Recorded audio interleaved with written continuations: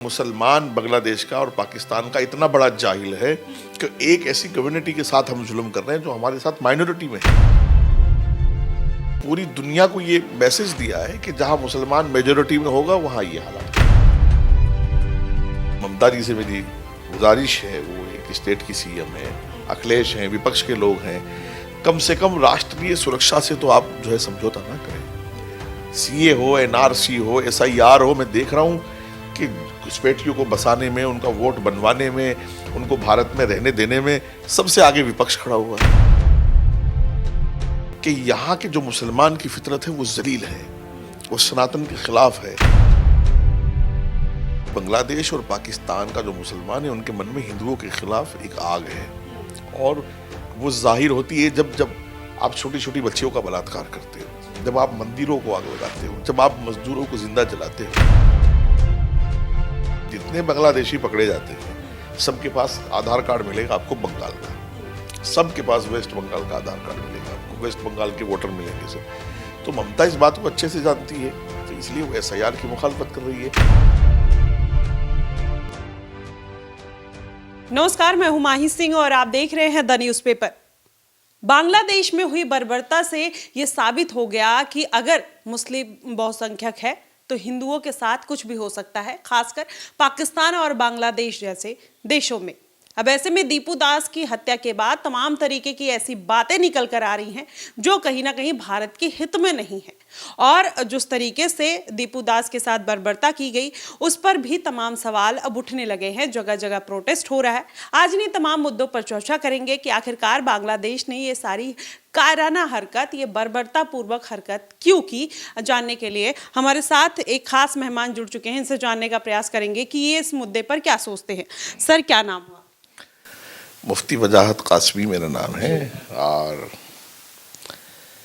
आपका जो सवाल है, ये सवाल पिछले कई दिन से पूरी दुनिया में घूम रहा है। जाहिर सी बात है कि जिस तरह की घटिया और जलील और बेकार हरकत दीपू दास के साथ हुई है, आप मजहब की तो बात ही मत कीजिए, उसने इंसानियत को शर्मसार कर दिया है। मानवता पर वो कलंक है जिस तरह की हरकत हुई है। लेकिन मुझे आश्चर्य इसलिए नहीं है इस बात पर कि जिस बांग्लादेश में ये हरकत हुई है वहां पहले भी माइनॉरिटी के लोगों के साथ, अकलियत के लोगों के साथ वहां पहले भी ये हरकत हो चुकी है। मंदिर को भी आग लगाई गई है, माँ बहन बेटियों के साथ रेप भी किए गए हैं, उनको किडनैपिंग भी हुई है, उनको मार पिटाई भी हुई है, सब कुछ हो चुका है। पहले भी ये हरकतें वहां होती रही हैं। बांग्लादेश, मैं समझता हूं अगर पॉलिटिकली बात हम लोग करें तो भारत का हमेशा बांग्लादेश पर एहसान रहा है। बांग्लादेश के लोगों को भारत का हमेशा साथ मिला है, हमेशा भारत उनकी तरक्की में शामिल रहा है। जो रास्ता उन्होंने अपनाया है ये वो रास्ता है जिसको पिछले 50-60 सालों से पाकिस्तान अपना रहा था। वहां माइनॉरिटी के साथ जो कुछ हुआ वो अपने आप में एक इतिहास है। अगर आपको याद हो, पाकिस्तान से हजारों लोग पलायन करके आए हैं। वो सिर्फ इसलिए आए हैं कि उनको धर्म के नाम पर प्रताड़ित किया गया है, उनको धर्म के नाम पर सताया गया है। वरना कोई अपना घर छोड़ने को तैयार नहीं होता है, कोई अपना खेत खलियान छोड़ने को, अपना वतन छोड़ने को तैयार नहीं होता है। उसी रास्ते पर चूंकि अभी बांग्लादेश जो है वो कट्टरपंथियों के, चरमपंथियों के हाथ में है। वो जमाते इस्लामी हो या दूसरे मजहबी लोग हों, जिन लोगों को ये तमीज नहीं है कि वो अपने देश को जला रहे हैं, अपने संसाधनों को जला रहे हैं। और भाई दीपू दास का क्या जलाना, वो एक निहत्था मजदूर, वो भी माइनॉरिटी में हिंदू वहां है। एक निहत्थे आदमी को आप इतने लोग मिलकर के जलाएंगे, मैं नहीं समझता कि दुनिया में शैतान भी इस हरकत से शायद परेशान। कोई भारत को संदेश देना चाह रहे थे दीपू के माध्यम से? क्योंकि लगातार आप देखिए जिस तरीके से चिकन नेक की बात हुई और तमाम ऐसी गतिविधियों पे शेख हसीना को लेकर भी तमाम ऐसी कवायदे निकल कर आई, वो उस बात का गुस्सा है? नहीं नहीं नहीं, भारत, उनको पता है उनका बाप है, क्या मैसेज दे सकते हैं। भारत एक परमाणु ताकत है, भारत सुपर पावर है, हर लिहाज से वो कुछ भी नहीं है। भारत भारत में और बांग्लादेश में और पाकिस्तान में जमीन और आसमान का अंतर है। कोई मैसेज नहीं देना चाहते, वो सिर्फ ये मैसेज देना चाहते हैं कि मुसलमान बांग्लादेश का और पाकिस्तान का इतना बड़ा जाहिल है कि एक ऐसी कम्युनिटी के साथ हम जुल्म कर रहे हैं जो हमारे साथ माइनॉरिटी में है, जो हमारे साथ निहत्ते हैं, जो हमारे सामने कमजोर हैं। एक मजदूर आदमी को मार देना, उसके कारोबार को जला देना, मंदिर को आग लगा देना, ये समझ लीजिएगा कि पूरी दुनिया को ये मैसेज दिया है कि जहां मुसलमान मेजॉरिटी में होगा वहां ये हालात करेगा। एक इंटरव्यू में यूनुस ने बोला भी था कि अगर यहाँ पर हिंदुओं को सुरक्षा चाहिए तो उनको हिंदू बोलना छोड़ना पड़ेगा। आप सोचिए कौन सी मानसिकता के ऊपर यूनुस इस तरीके के बयानबाजी कर रहे हैं और कौन सा कट्टरपंथ है, कौन सा गजवाए हिंद करने की वो कोशिश कर रहे हैं। वो तो गजवाए हिंद तो ये कभी कर नहीं पाएंगे, कुछ नहीं है गजवाए हिंद। असल आप सीखिएगा अरब से, गल्फ कंट्रीज की तरफ आप रुख कीजिएगा। जब आप गल्फ कंट्रीज में जाएंगी तो आप देखेंगी लाखों हिंदू, सिख, ईसाई परिवार वहां मौजूद हैं। आज तक आपने इतिहास में कभी सुना नहीं होगा कि 50 लोग सऊदीया में इकट्ठे हुए किसी सिख को मार दिया, किसी हिंदू को मार दिया, किसी फैमिली को तंग कर दिया। वहां मैंने खुद देखा है, सऊदी जहां से इस्लाम निकला है, सऊदी जैसी पाक जगह में मैंने खुद देखा है कि वहाँ हमारे सनातन के लोग टीका लगा के मैं खुद उन महिलाओं से मिला हूँ वहाँ, कि वो हमारी वेशभूषा में रहती हैं जो भारत की वेशभूषा है। वहाँ किसी को कोई तकलीफ नहीं, वो असली मुसलमान हैं और असली इस्लाम वाले हैं।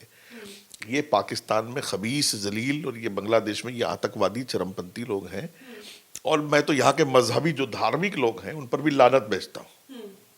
भाई जिन लोगों को ये तमीज़ नहीं है, अगर वहाँ मजहबी इंसान, मजहबी स्कॉलर्स ये नहीं बता रहे हैं कि इनका तहफ़्फ़ुज़, इनकी सुरक्षा हमारी जिम्मेदारी है, तो समझ लो वो कोई मजहब नहीं बता रहे, वो झूठे हैं, आतंकवादी हैं। बांग्लादेश ने जो हरकत की उसकी हम निंदा करेंगे और भारत सरकार से ये मांग भी करेंगे कि बांग्लादेश में और पाकिस्तान में जो हिंदू, जिनको सनातन के लोगों को धर्म के नाम पर सताया जा रहा है, उनको हम लोग वहाँ की हुकूमत से कड़े लफ्ज़ों में बात भी करें, और अगर कोई भारत आना चाहता है तो उसका हम स्वागत भी करें, उसका सहयोग भी करें। हमारी जिम्मेदारी बनती है। पूरी दुनिया में सनातन कल्चर का सबसे बड़ा देश है भारत, सनातन को रिप्रेजेंट करने वाला है भारत। अगर सनातन के लोगों की सुरक्षा भारत नहीं करेगा दुनिया में तो फिर कौन करेगा। और मैं आज आपको एक बात और बता दूं, अगर मोदी जी पावर में ना होते, मोदी जी डिसीजन लेने के लिए जाने जाते हैं, वो दुनिया में कोई भी मसला रहा हो, सीए एनआरसी से लेके 53 तलाक से लेके 370 तक, पाकिस्तान को जवाब देने तक, तो इसलिए पाकिस्तान का जो चरमपंथी और कट्टरपंथी है, बांग्लादेश का जो कट्टरपंथी है, वो मोदी जी से खौफ में है। वरना मैं समझता हूँ जिस तरह के जलील और जिस तरह के शैतान ये लोग हैं, तो हिंदुओं का नरसंहार करने वाले लोग हैं। अभी आपने सऊदी की बात की, वहाँ के क्राउन प्रिंस जो है वो जय श्री राम भी बोलते हैं, राम राम भी बोलते हैं हमें किसी भी तरीके की दिक्कत नहीं है, सनातन को भी वो उतनी ही रिस्पेक्ट देते हैं। लेकिन जो इसी देश से निकला, चाहे आप बांग्लादेश की बात करिए, बांग्लादेश को हमने पाला पोसा, बच्चे की तरह उसको जन्म दिया, और पाकिस्तान जो एक दूसरे के विरोधी थे आज एक दूसरे के साथ आते हुए नजर आ रहे हैं। और जिस तरीके से वहाँ का आतंकी संगठन अब यहाँ पर एक्टिव हो गया है और तमाम चीज़ें कर रहा है भारत के खिलाफ, वो पूरा माहौल कैसे देखते हैं? क्योंकि वो भी तो कुरान, इस्लाम और तमाम चीज़ों को मान के आतंकवाद को प्रमोट कर रहे हैं। देखिए, हम लोगों को अच्छी चीज़ को अच्छा कहना चाहिए, बुरी को बुरा कहना चाहिए। दुनिया में 70 से ज़्यादा देश हैं इस्लाम के नाम पर बने हैं। आप Saudi, Kuwait, Qatar, Dubai, Bahrain, Oman, Yemen, Syria, जहाँ भी जाना चाहें चलिए, तुर्की चलिए आप। सनातन, सिख, क्रिश्चियन, कोई भी दुनिया के मजहब के लोग रहें, किसी के साथ बदतमीजी, किसी के साथ जुल्म, किसी के साथ ज्यादती कहीं नहीं मिलेगी। खाली सी ये पाकिस्तान और बांग्लादेश में ये हरकतें क्यों हैं भाई? क्या यहाँ का मुसलमान ही अपने आप को मुसलमान समझता है? मैंने ये नतीजा निकाला है कि यहाँ के जो मुसलमान की फितरत है वो जलील है, वो सनातन के खिलाफ है।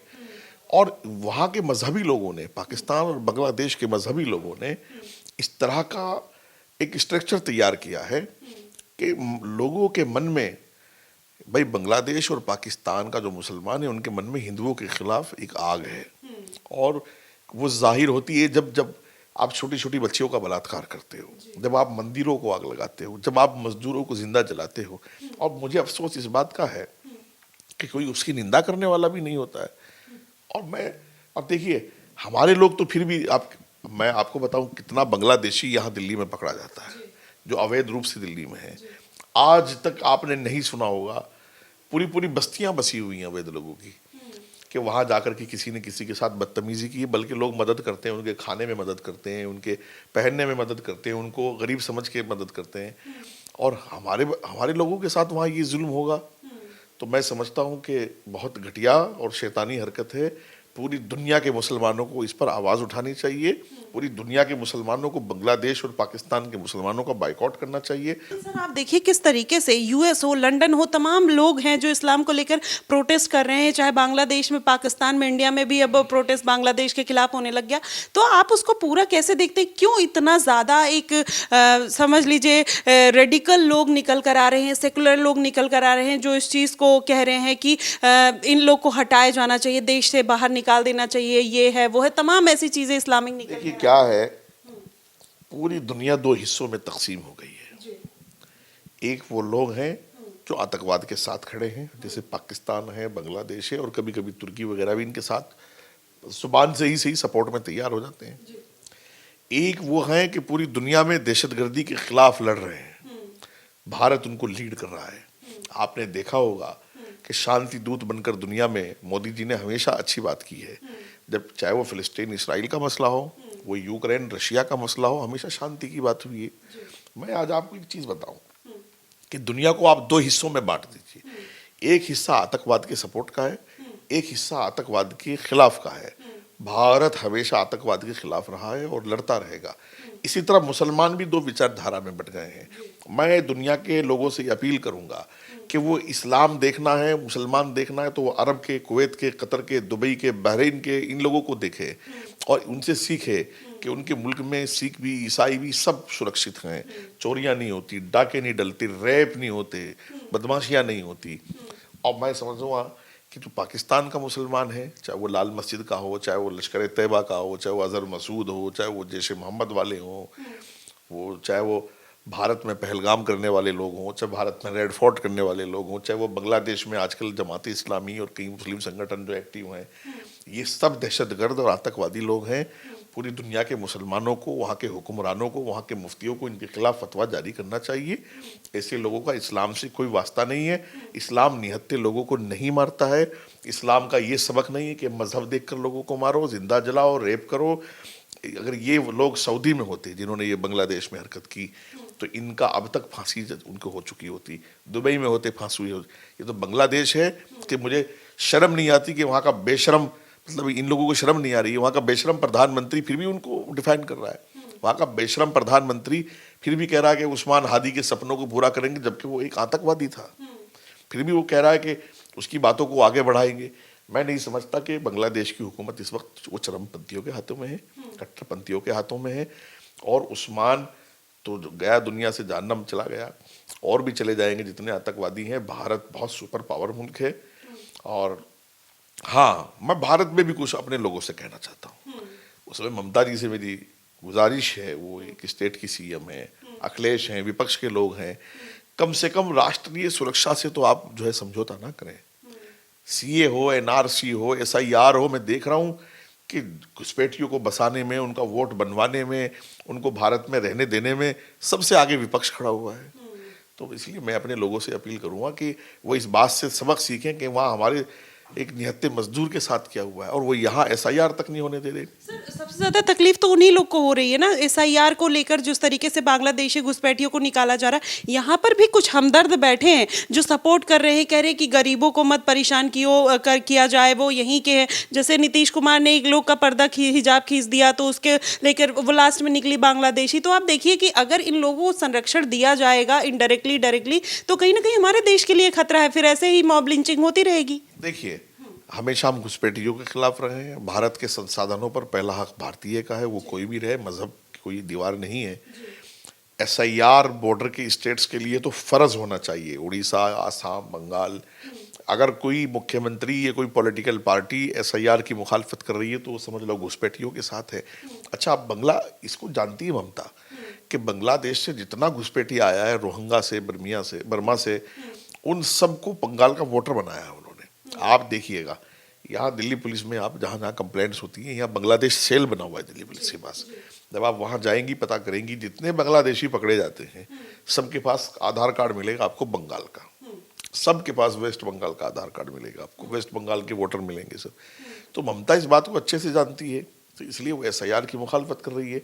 लेकिन मैं हमेशा से एक बात कहता रहा हूँ कि राष्ट्र सुरक्षा में हम लोगों को पॉलिटिकल बातें नहीं करनी चाहिए, जैसा इन्होंने पुलवामा पर की, पहलगाम पर की, रेड फोर्ट पर की, एसआईआर पर की। ये राष्ट्र सुरक्षा का मसला है और राष्ट्र सर्वोपरि है, राष्ट्र पहले है।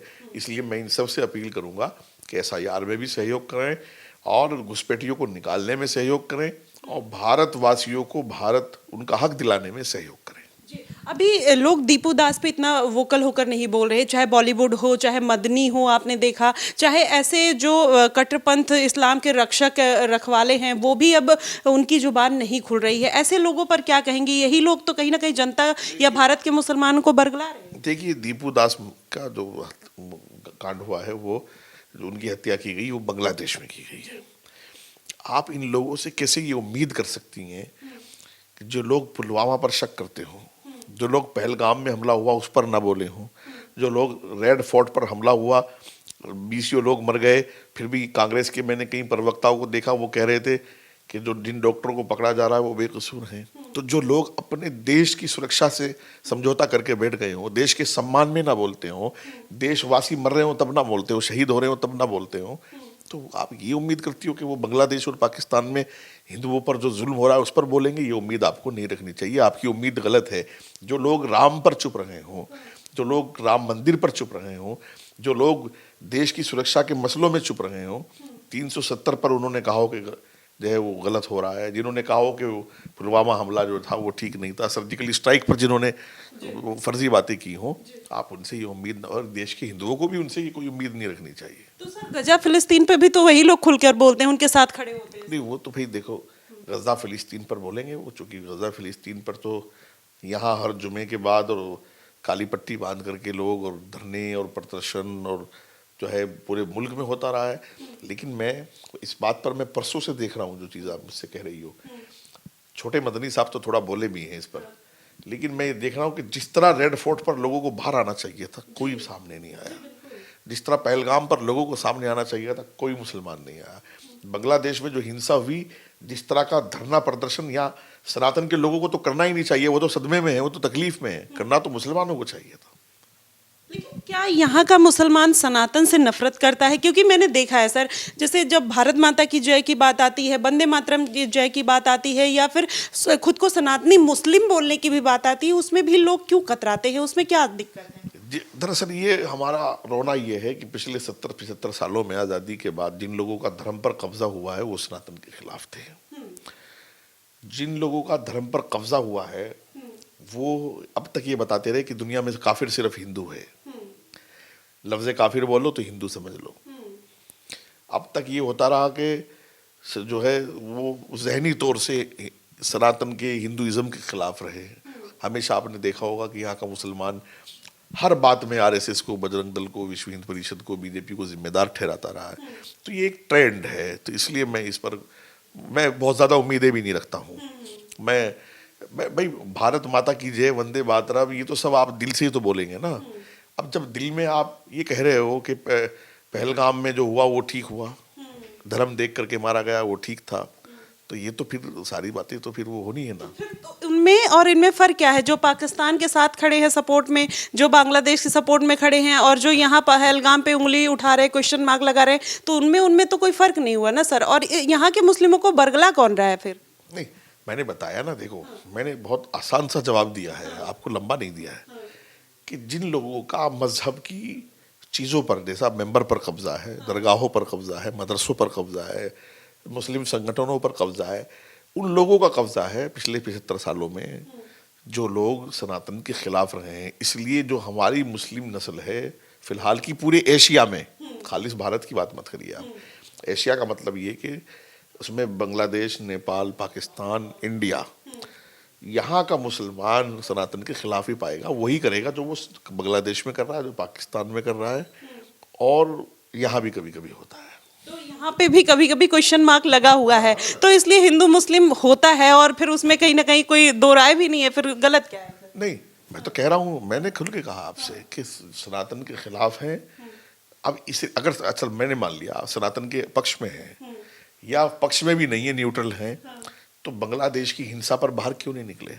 लाल किले की हिंसा पर बाहर क्यों नहीं निकले?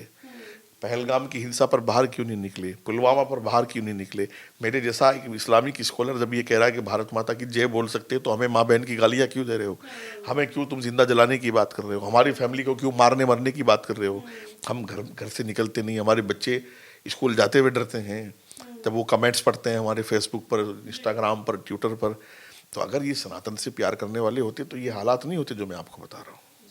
तो देखिए, जिस तरीके से देश में कट्टरपंथ एक चल रहा है, चाहे वो बांग्लादेश हो, पाकिस्तान हो, अगर हम अपनी सोच को कहीं ना कहीं डेवलप नहीं करेंगे, अगर इस देश के हिसाब से नहीं चलेंगे, राष्ट्र के हिसाब से नहीं चलेंगे, तो शायद ये चीज़ें यहाँ पर भी हो सकती है। इसलिए सबको जागरूक रहने की ज़रूरत है, अपने देश के साथ खड़े होने की ज़रूरत है। हालांकि ये पूरे मसले को, इस पूरे बातचीत को आप किस तरीके से देखते हैं, हमें ज़रूर बताइएगा। फिलहाल के लिए बस इतना ही। देश और दुनिया की तमाम खबरों के लिए हमारे साथ बने रहिएगा द न्यूज़पेपर पे। धन्यवाद।